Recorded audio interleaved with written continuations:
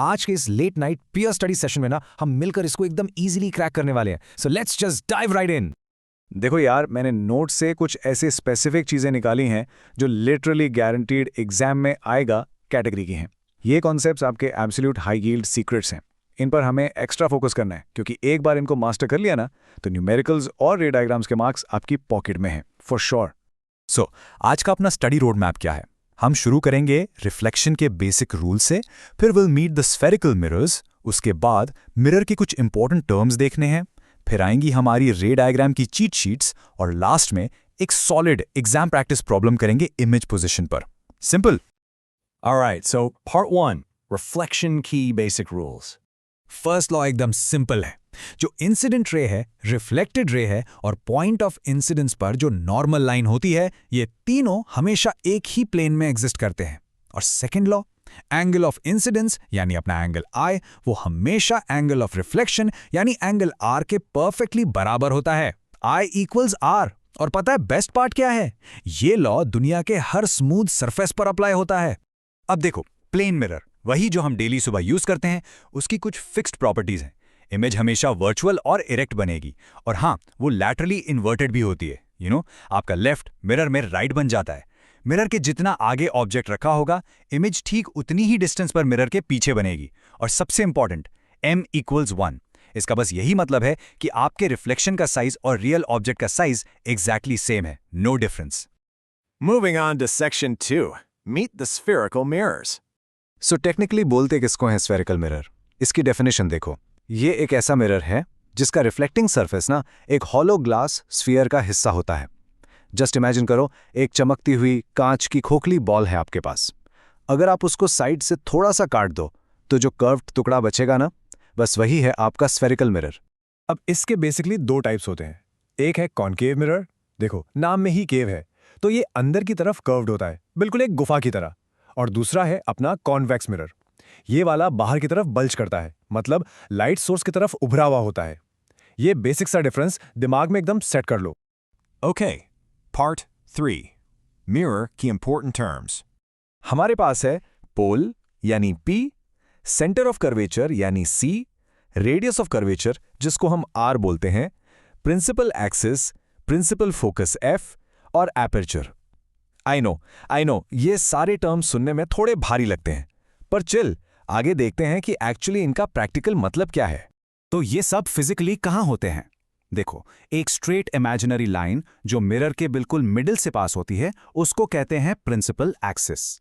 और जहां ये लाइन मिरर के सरफेस को टच करती है, that exact point is the pole P। अब याद है हमने वो ग्लास स्फीयर इमेजिन किया था?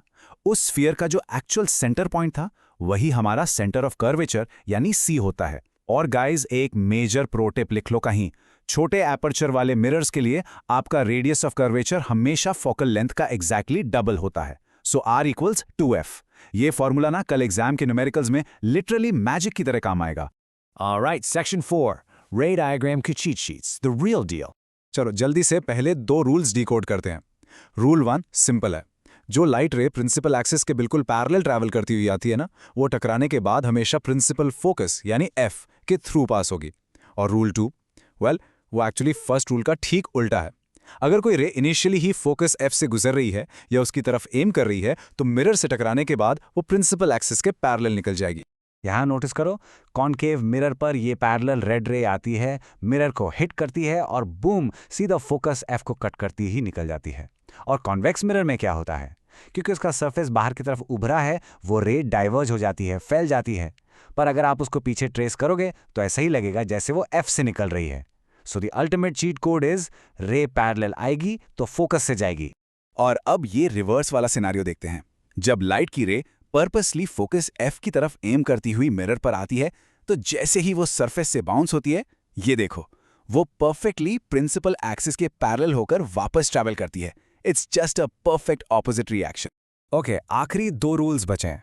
रूल 3 कहता है कि अगर कोई रे डायरेक्टली सेंटर ऑफ कर्वेचर यानी C से गुजरे, तो वो ठीक अपने आने वाले रास्ते पर ही वापस बाउंस बैक हो जाती है। ऐसा क्यों? क्योंकि वहां पर लाइट मिरर को एग्जैक्टली 90 डिग्रीज पर हिट कर रही है एज अ नॉर्मल। और रूल 4 कहता है कि जो रे टेढ़ी या ऑब्लिकली सीधा पोल P पर हिट करती है वो नॉर्मल बेसिक रिफ्लेक्शन के लॉज फॉलो करके सेम एंगल पर ऑब्लिकली रिफ्लेक्ट हो जाती है। एक बार पोल पर ये रिफ्लेक्शन ध्यान से देखो। जिस एंगल पर इंसिडेंट रे अपने पोल P को स्ट्राइक कर रही है ना, स्ट्रिक्टली उसी एग्जैक्ट एंगल पर रिफ्लेक्टेड रे वापस निकल रही है। यहाँ एक्चुअली हमारी प्रिंसिपल एक्सिस ही एक नॉर्मल लाइन की तरह बिहेव कर रही है, तो अपना एंगल I और एंगल R यहाँ एकदम बराबर हैं, just like the first law. Moving to Section 5, Exam Practice, Image Position. Let's test this out. अब ये क्वेश्चन जरा ध्यान से सुनना। अगर एक ऑब्जेक्ट इन्फिनिटी पर रखा है और मिरर की फोकल लेंथ हमें 12 सेंटीमीटर दी गई है, तो बताओ इमेज की पोजीशन क्या होगी। थोड़ा सा दिमाग लगाओ। जब भी कोई चीज हमसे इन्फिनिट दूरी पर होती है, लेट्स से सूरज, तो वहां से आने वाली सारी लाइट रेज हमेशा एक दूसरे के पैरेलल आती हैं, राइट? और अभी थोड़ी देर पहले हमारा रूल नंबर 1 क्या कह रहा था कि भाई पैरेलल रेज हमेशा एक स्पेसिफिक पॉइंट पर ही कन्वर्ज होती हैं। तो इंफिनिटी से आने वाली ये पैरेलल रेज सीधा मिरर पे टकराती हैं और एग्जैक्टली प्रिंसिपल फोकस F पर जाके मिल जाती हैं। बस वही सेम पॉइंट है जहां हमारी फाइनल इमेज बनने वाली है। हम ना अपनी इस मिरर प्रॉपर्टीज वाली टेबल से इस पूरे लॉजिक को क्रॉस वेरीफाई भी कर सकते हैं। फर्स्ट रो क्लियरली देखो, जब position of the object at infinity होती है तो position of the image exactly at focus F होती है। और हाँ, इमेज बहुत ही छोटी, हाईली डिमिनिश्ड एक पॉइंट साइज जैसी बनेगी। अपना लॉजिक 100% परफेक्ट बैठ रहा है। So finally we have our answer. The magic number is 12. देखो, मैथ्स एकदम क्लियर कट है, क्योंकि इमेज हमेशा प्रिंसिपल फोकस F पर ही बनेगी जब रेस पैरेलल आती हैं। और हमें पता है कि पोल P से फोकस F तक की दूरी ही तो फोकल लेंथ होती है। हमारे इस प्रॉब्लम में फोकल लेंथ स्पेसिफिकली 12 सेंटीमीटर दी गई थी। इसका सिंपल सा मतलब है कि हमारी इमेज की पोजीशन भी पोल से एग्जैक्ट 12 सेंटीमीटर की दूरी पर ही होगी। हे एवरीवन, आज के इस एक्सप्लेनर में हम एक बहुत ही कूल ऑप्टिकल फिनोमेनॉन डिकोड करने वाले हैं। हैव यू एवर वंडर्ड कि पानी के अंदर डाली हुई पेंसिल थोड़ी टेढ़ी क्यों दिखती है, या फिर स्विमिंग पूल का बॉटम इतना शैलो क्यों लगता है जबकि वो एक्चुअली काफी डीप होता है? Well, it's all about how light bends. आज हम इस रिफ्रैक्शन के कॉन्सेप्ट को बिल्कुल डीपली और इजीली समझेंगे। एंड डेफिनेटली स्टिक अराउंड, क्योंकि वीडियो के एंड में हम एक boss battle exam problem solve करेंगे एकदम step by step. So let's dive in. फटाफट देख लेते हैं आज का सिलेबस क्या है। फर्स्ट, रिफ्रैक्शन का फंडा। Second, the laws of refraction. Third, rare versus denser mediums. Fourth, एक रेक्टेंगुलर ग्लास स्लैब का विजुअल प्रूफ। और फिफ्थ, हमारी boss battle, solving image position. Okay, let's start with number 1, refraction ka funda. Let's understand the bend. Basically refraction of light का simply मतलब है एक light रे का अपना पाथ चेंज करना जब वो एक मीडियम से दूसरे मीडियम में ट्रैवल करती है। इसको नेचुरली ऐसे सोचो, इमेजिन आप एक बिल्कुल एम्प्टी स्ट्रीट पर फुल स्पीड में भाग रहे हो और अचानक से आप वेस्ट डीप पानी में एंटर कर जाते हो। What happens? आपकी स्पीड इंस्टेंटली ड्रॉप होगी, राइट? और स्पीड अचानक चेंज होने की वजह से आपकी डायरेक्शन भी थोड़ी सी शिफ्ट हो जाएगी। लाइट के साथ एक्चुअली एग्जैक्टली यही होता है जब वो हवा से पानी या हवा से ग्लास में जाती है।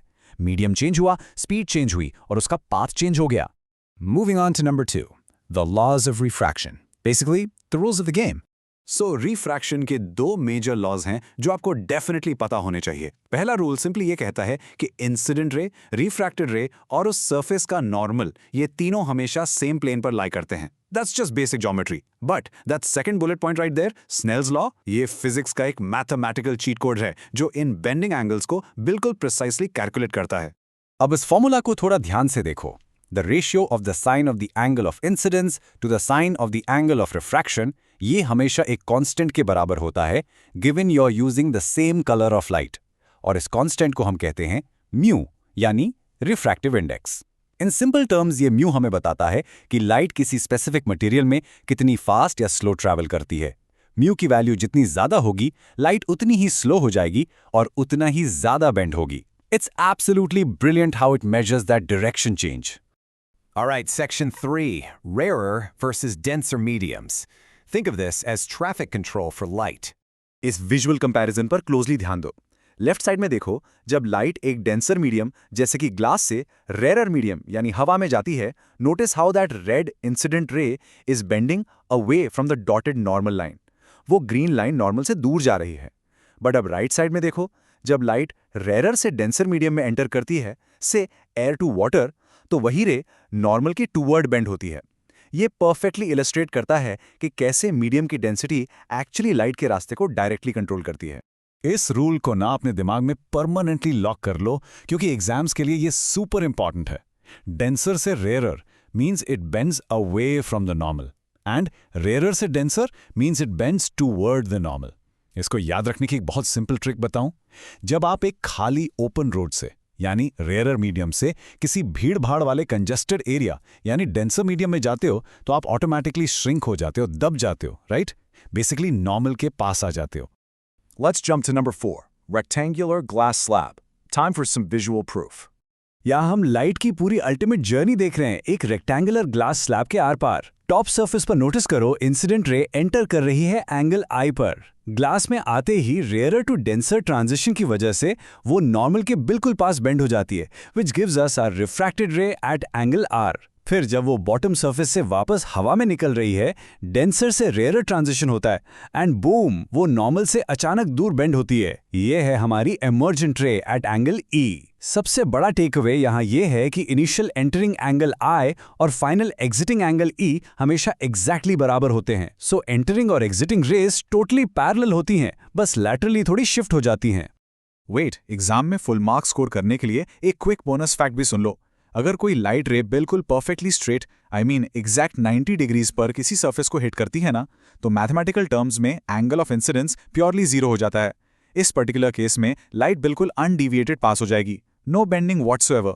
दोनों एंगल्स आई और आर परफेक्टली जीरो होते हैं। ये ट्रिकी लिटिल एक्सेप्शन हमेशा शॉर्ट आंसर्स में पूछा जाता है, so keep it in your back pocket. And now for number 5, solving image position. The boss battle. Let's do this.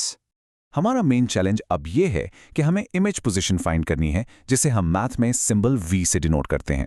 Problem में हमें स्पेसिफिकली दिया गया है कि focal length f positive 12 centimetres है और object distance u negative 8 centimetres है।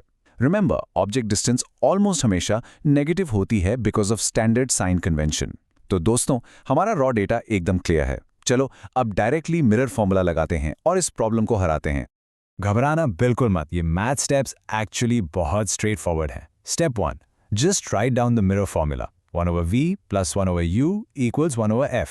Step 2, अपने वेरिएबल्स केयरफुली इक्वेशन में प्लग इन करो। सो हमारी इक्वेशन बनेगी 1/v + 1/-8 = 1/12। और स्टेप 3 में हमारा एक ही मेन गोल है, 1/v को मैथ के रूल्स यूज करके इक्वेशन की एक साइड पर बिल्कुल अकेला छोड़ना, ताकि हमारा फाइनल आंसर निकाल सकें। इस स्टेप बाय स्टेप कैलकुलेशन को मेरे साथ ध्यान से फॉलो करो। जब हम उस -1/8 को इक्वेशन के दूसरी तरफ शिफ्ट करते हैं, तो साइन टोटली फ्लिप हो जाता है और वो पॉजिटिव 1/8 बन जाता है। सो 1/v बेसिकली बिकम्स 1/12 + 1/8। अब इन फ्रैक्शंस को ऐड करने के लिए हमें कॉमन डिनोमिनेटर चाहिए होगा, विच इज सिंपली 24। ऊपर न्यूमरेटर में आता है 2 + 3 मीनिंग 5। सो हमारा फ्रैक्शन बना 5 / 24। बट होल्ड ऑन, यहां पर सबसे ज्यादा सिली मिस्टेक्स होती हैं। ये 1/v की वैल्यू आई है, फाइनल v की नहीं। तो v निकालने के लिए हमें इस फ्रैक्शन को फ्लिप करना पड़ेगा। 24 / 5 मेंटली कैलकुलेट करो, it simply gives us exactly 4.8। अब जरा पीछे हटकर सोचो, इस नंबर का रियल वर्ल्ड फिजिक्स में एक्चुअली क्या मतलब है? क्योंकि हमारा आंसर एग्जैक्टली पॉजिटिव आया है, यानी +4.8 सेंटीमीटर्स। इस पॉजिटिव साइन का ऑप्टिक्स में एक बहुत ही स्पेसिफिक मीनिंग है। इसका क्लियर मतलब है कि इमेज मिरर के एग्जैक्टली पीछे यानी बिहाइंड द मिरर बन रही है, जो कि यूजुअली वर्चुअल और इरेक्ट होती है। सी, मैथ और कॉन्सेप्ट प्रॉपर्ली कनेक्ट हो गए ना? ऐसे लॉजिकली आंसर लिखोगे तो कोई भी एग्जामिनर आपका आधा मार्क भी नहीं काट पाएगा। And boom, there we have it, 4.8 centimetres, एकदम perfect. Give yourself a massive pat on the back अगर आपने फिजिकली या मेंटली मेरे साथ इसको सॉल्व किया। आज के इस एक्सप्लेनर में हमने रिफ्रैक्शन का पूरा फंडा क्लियर किया, स्नेल्स लॉ को मैथमेटिकली मास्टर किया और इस फाइनल बॉस बैटल प्रॉब्लम को भी इजीली हरा दिया। ये the toppers blueprint to spherical lenses आपकी सारी ऑप्टिक्स की प्रॉब्लम्स हमेशा के लिए सॉल्व कर देगा। So are you ready? Let's dive into this. ये रहा हमारा आज का मास्टर प्लान। हम जल्दी से स्फेरिकल लेंसेज के बेसिक्स और लेंस टर्मिनोलॉजी कवर करेंगे। उसके बाद रिफ्रैक्शन के कुछ गोल्डन रूल्स देखेंगे और उन स्कैरी रे डायग्राम्स को सुपर इजी बनाएंगे। लास्ट में फॉर्मूलाज, साइन कन्वेंशंस और कुछ सीक्रेट टिप्स डिस्कस करेंगे जो आपको एग्जाम्स में फुल मार्क्स दिलवाएंगी। All right, Section 1, Introduction to Spherical Lenses. Let's get started. इन दो मेन टाइप्स के लेंसेज में विजुअल डिफरेंस एकदम क्लियर है। एक तरफ है अपना कॉन्वेक्स लेंस, ध्यान से देखो, ये मिडिल में थिक है और एजेस पर थिन होता है। हम इसको अपना कन्वर्जिंग हीरो बुला सकते हैं क्योंकि ये सारी आती हुई लाइट रेस को पकड़कर एक सिंगल पॉइंट पर फोकस कर देता है। दूसरी तरफ अपना कॉन्केव लेंस देखो, ये मिडिल में से थिन और एजेस से थिक होता है। ये लाइट रेस को स्प्रेड आउट करता है यानी डाइवर्ज करता है, इसलिए इसको हम डाइवर्जिंग विलन बोल सकते हैं। दोनों के अपने अलग रोल्स हैं ऑप्टिक्स के इस यूनिवर्स में। Moving on to section 2, cracking lens terminology. ये वोकैबुलरी समझना बहुत जरूरी है। देखो, टॉपर्स कभी भी डेफिनेशंस को वर्ड टू वर्ड रटते नहीं हैं, वो उन्हें विजुअलाइज करते हैं। इस एनाटॉमी को गौर से देखो, बीच में जो ओ मार्क किया गया है ना, वो ऑप्टिकल सेंटर है। आप इसको लेंस का दिल मान सकते हो। यहां से लाइट आती है और बिना किसी बेंडिंग के बिल्कुल सीधी निकल जाती है। और दोनों साइड्स पर देखो, C1 और C2, ये सेंटर्स ऑफ कर्वेचर हैं। इमेजिन करो कि ये लेंस जिन दो बड़े स्फीयर्स का हिस्सा है, ये प्रैक्टिकली उन स्फीयर्स के ही सेंटर्स हैं। सो सेंटर ऑफ कर्वेचर तो हमने अभी समझ लिया। फिर आती है प्रिंसिपल एक्सिस। ये कुछ नहीं, बस एक इमेजिनरी स्ट्रेट हॉरिजॉन्टल लाइन है जो इन दोनों सेंटर्स ऑफ कर्वेचर को कनेक्ट करती हुई बीच से पास होती है। प्रिंसिपल फोकस वो मेन पॉइंट है जहां पैरेलल रेज आकर डायरेक्टली मिलती हैं। एपर्चर क्या है? बेसिकली लेंस का सर्कुलर आउटलाइन या उसका effective diameter. Optical centre O, जैसा मैंने अभी बताया, एक नो बेंडिंग जोन है। और फोकल लेंथ, ये बस प्रिंसिपल फोकस और ऑप्टिकल सेंटर के बीच का एक्चुअल डिस्टेंस है। इन सारी विजुअल लोकेशंस को अपने दिमाग में अच्छे से फिट कर लो। Section 3, Golden Rules of Refraction, the actual cheat codes. मैं सच बता रहा हूं, अगर आपको ये 3 रूल्स क्लियर हो गए तो एग्जाम में डायग्राम खुद ब खुद बनेगा। सिर्फ 3 गोल्डन रूल्स हैं इमेज फॉर्मेशन के। पहला, अगर कोई लाइट रे प्रिंसिपल एक्सिस के बिल्कुल पैरेलल आ रही है तो रिफ्रैक्शन के बाद वो लाजमी फोकस पर मिलेगी, या फिर कॉन्केव के केस में फोकस से आती हुई डाइवर्ज होती लगेगी। दूसरा, बिल्कुल पहले वाले का उल्टा है। अगर कोई रे फोकस से होती हुई लेंस पर लगती है तो बाहर निकलने के बाद वो प्रिंसिपल एक्सिस के पैरेलल हो जाएगी। और तीसरा, सबसे आसान वाला, ऑप्टिकल सेंटर वाली रे बिना रुके बिना मुड़े एकदम स्ट्रेट जाएगी। That's it. इन्हीं 3 रूल्स को यूज करके हम दुनिया की कोई भी लेंस इमेज बना सकते हैं। अब इन रूल्स को एक्शन में देखते हैं।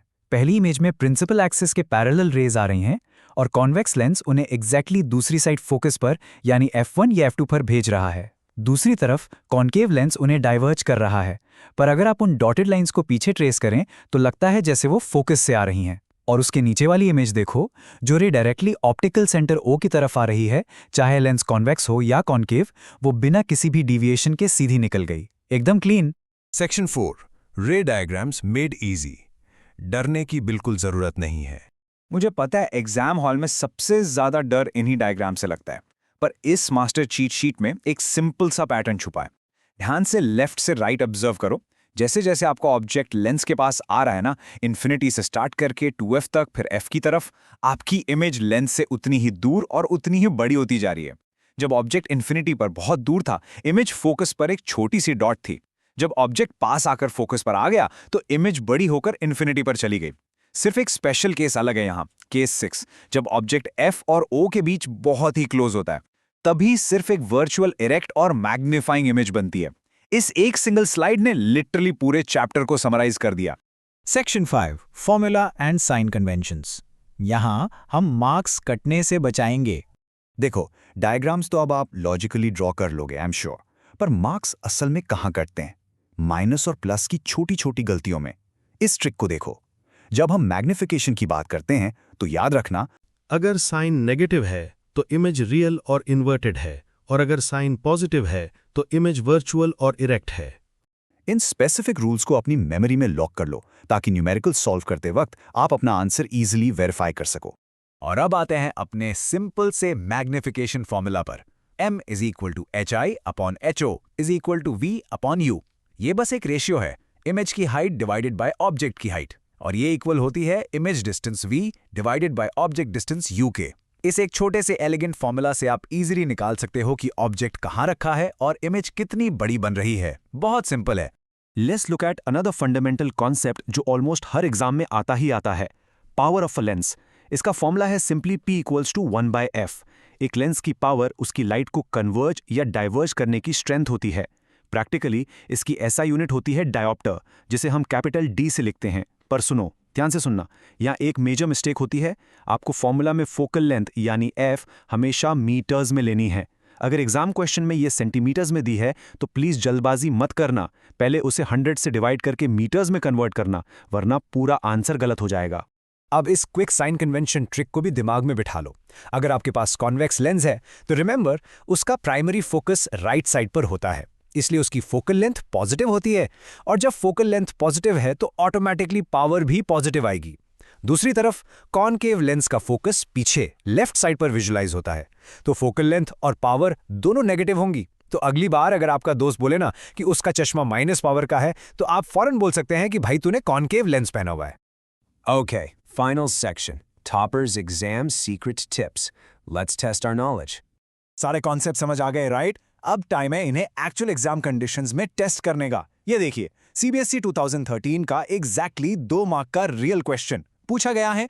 ऑब्जेक्ट को कॉन्वेक्स लेंस के बिल्कुल फोकस पर रखा है। रे डायग्राम बनाओ, पोजीशन और नेचर बताओ। अब जल्दी से हमारे उस चीट शीट को याद करो। जब ऑब्जेक्ट डायरेक्टली फोकस पर होता है तो पहला रूल लगाएंगे, पैरेलल रे जाएगी जो दूसरे फोकस से निकलेगी। दूसरा रूल, ऑप्टिकल सेंटर वाली रे बिल्कुल सीधी निकल जाएगी। आप नोटिस करेंगे कि दोनों रिफ्रैक्टेड रेज एक दूसरे के बिल्कुल पैरेलल जा रही हैं, यानी वो प्रैक्टिकली कभी नहीं मिलेंगी, बस इन्फिनिटी तक चलती ही जाएंगी। तो इमेज की पोजीशन क्या हुई? At infinity. और नेचर हाईली एनलार्ज्ड, रियल और इन्वर्टेड। डन! बस इतना सा लिखना है और आपके 2 मार्क्स सीधा जेब में।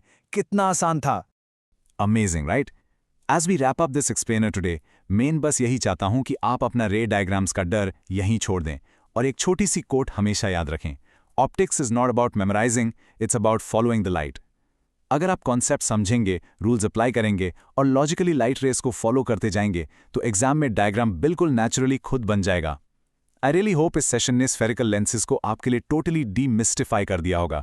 तो मुझे ज़रूर बताइएगा, फिजिक्स का और कौन सा ऐसा डिफिकल्ट चैप्टर है जिसे आप चाहते हैं कि हम नेक्स्ट टाइम इसी तरह विजुअल स्लाइड्स और सिंपल इंग्लिश में क्रैक करें। Take care, keep visualising your study smartly and see you in the next one.